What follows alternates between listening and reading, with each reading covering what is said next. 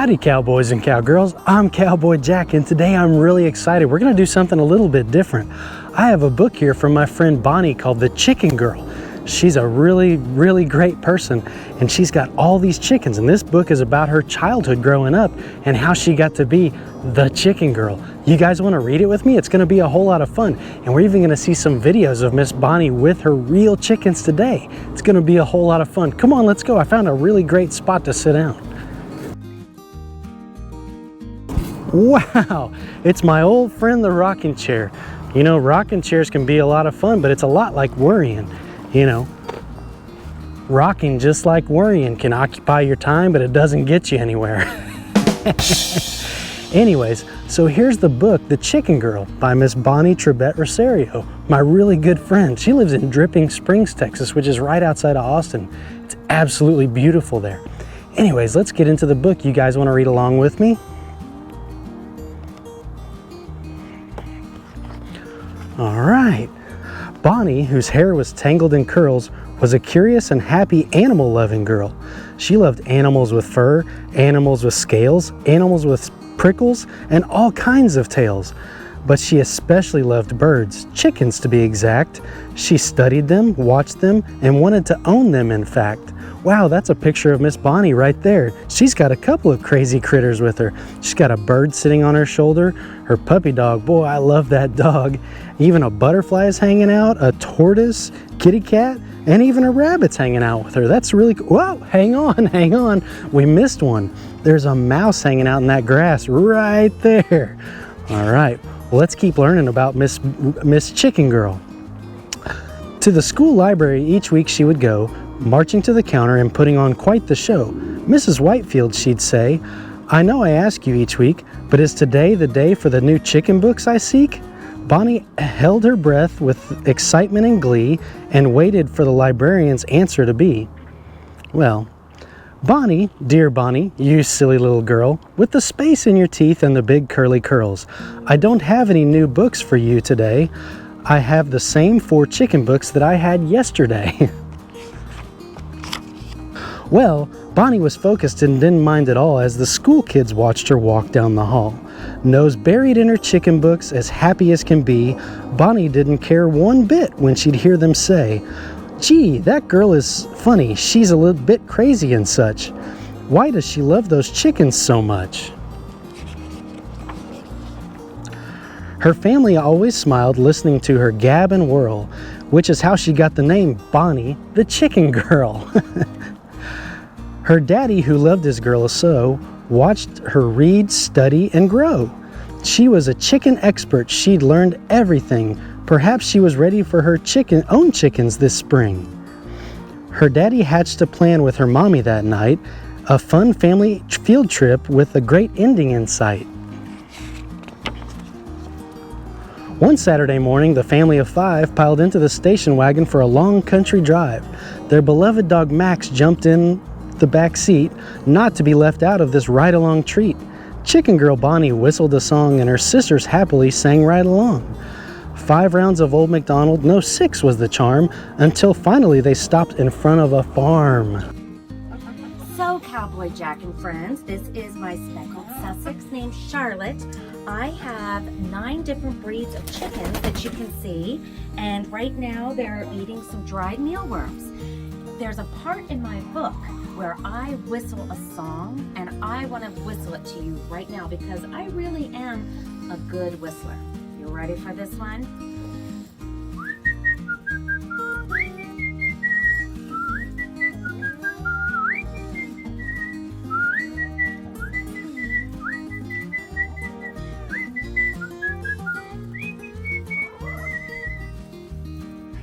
Daddy and Mommy got out of the car with Chicken Girl Bonnie and her sisters not far. "Why are we here? Can we go and explore?" The sisters were happy they weren't in the car anymore. Just then the farmer's wife came out to give them a tour. Baby pigs, sheep, goats, and oh so much more. For all over the farm, looking left and then right, were all the animals that brought Chicken Girl such delight. Hens over here, roosters over there, all sizes and colors, chickens everywhere. Bonnie squealed with glee. Her sisters did too. Isn't that just what you'd expect them to do? Boy, they sure do look excited to see all these chickens. I wonder what happens next. Then magical words were spoken with a nod and a wink, and her parents and the farmer were already in sync. Bonnie, choose two, a rooster and a hen. We know you'll choose wisely because you've proven you can. Wow! Perseverance paid off. Her dream had come true. She began searching the farmyard for her special two. The chicken girl saw them and giggled and grinned. That rooster over there is where I'll begin. And now for a hen, a special one I need.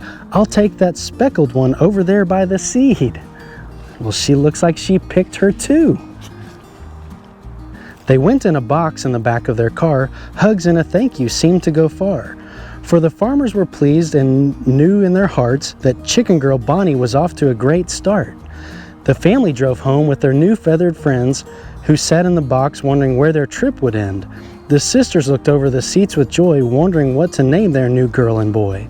Because chickens need names and all fell in love when they met, their new names became Romeo and Juliet.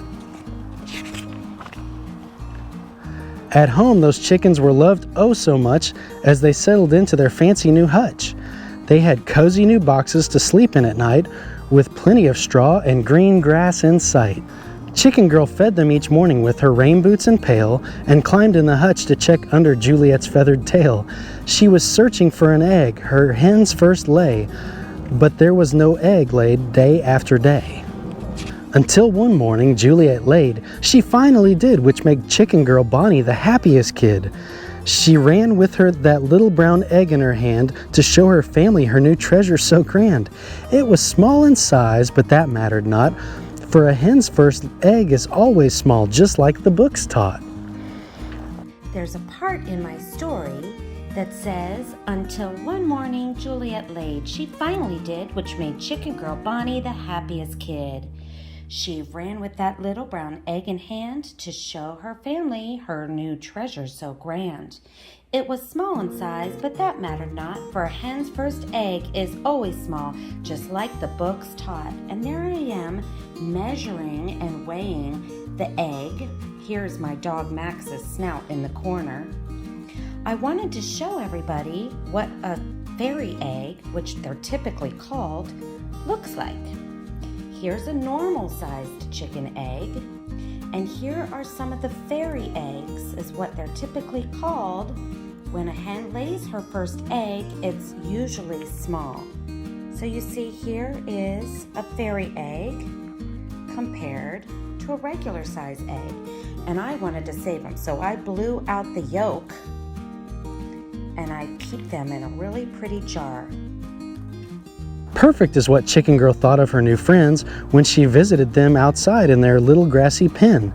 She was proud she had learned everything they'd need, all thanks to those 4 chicken books she loved to read. Chicken Girl had persisted and her dream had come true, and they all lived together, one lovely chicken crew. Now I'm sure this next part won't come as a surprise, for you see before long Chicken Girl's crew grew in size. Romeo and Juliet hatched 4 downy chicks, and oh how Chicken Girl loved her new brood of 6. See, that was a great story. The thing is, Bonnie loved chickens so much. She loved reading about them and learning about them, and her parents saw that and saw how much care she was giving learning about these chickens. And so eventually she was rewarded with her own coop and her own chickens. Isn't that really great? And now Miss Bonnie has all these chickens. She's still the chicken girl today, even though she's a grown-up just like Cowboy Jack is. So she's put all these facts about chickens here in her book, and there's a whole lot of information there. Boy, just like hens like to have a nesting box for egg laying. I didn't know that. Oh, here's something really funny on this page. This thing on top of a chicken's head is called a comb, but the thing underneath their chins, that's called a wattle. I had no idea it was called a wattle. That's really cool.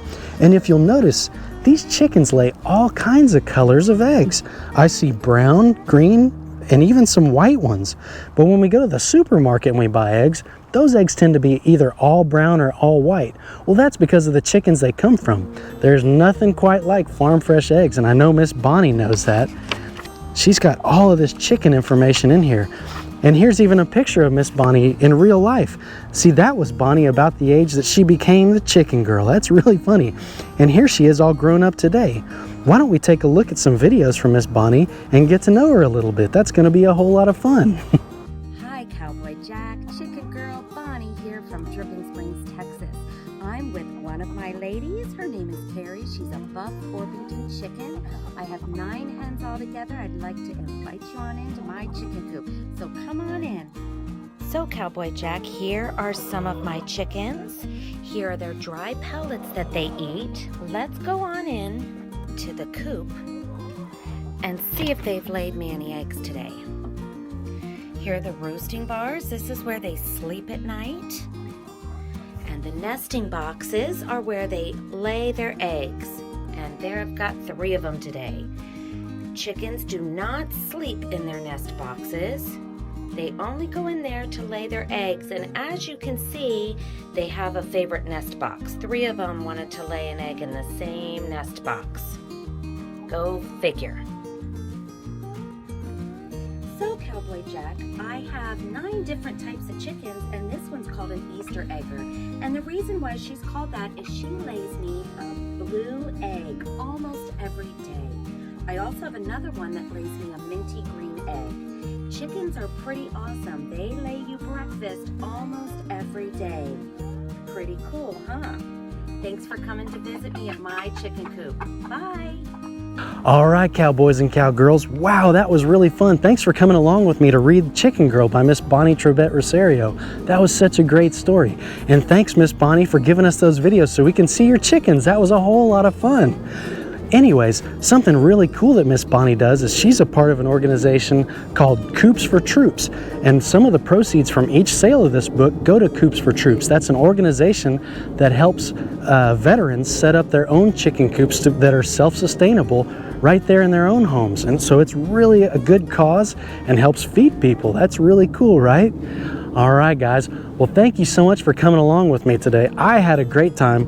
I loved learning about these chickens, and I hope you had a great time with me too. Parents, don't forget to follow Cowboy Jack on Facebook, Instagram, Patreon if you feel like it. And if you needed a special shout out for your little cowboys or cowgirls, make sure to hit us up on Cameo because we love telling cowboys and cowgirls happy birthday. All right, guys. Well, until next time, yeah!